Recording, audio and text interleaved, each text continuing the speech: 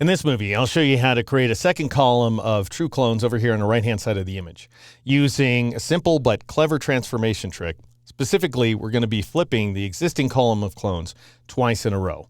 Once to position the column over here on the right-hand side, and then to make the text read properly from left to right. So first thing we need to do is select all these Smart Object clone layers by clicking on one and shift-clicking on the other.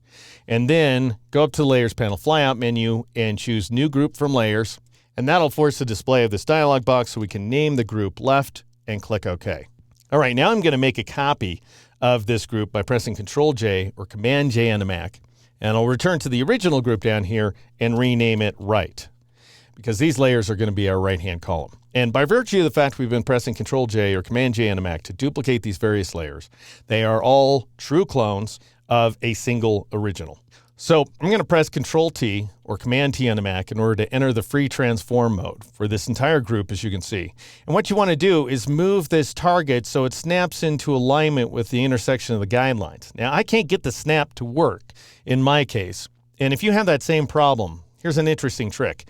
After you get done selecting the target, this reference point right there, the values represented up here in the control panel now represent the location of not the object itself, but rather the target. So you can change both the X value and the Y value to 0 in order to make sure that that target is right there at the guide intersection. And this presupposes, by the way, that you went ahead and moved the origin point to align to the intersection of the guidelines in the previous movie.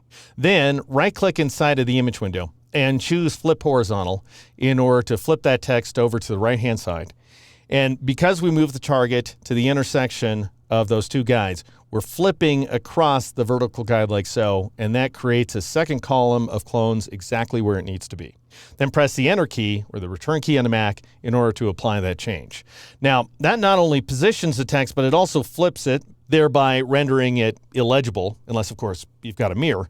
So press Control-T or Command-T on the Mac to once again enter the free transform mode, and then right-click inside the image window and choose Flip Horizontal again, this time without moving that target, and that'll go ahead and flip the text around its own center, and we get the exact effect we're looking for. Then press the Enter key or the Return key on the Mac in order to accept that change. All right, that takes care of our 6 true clones. But if you recall the final version of the composition we're going for, I want these 2 additional layers right here to link to a different smart object. And I'll show you how to accomplish that using a command called New Smart Object via copy.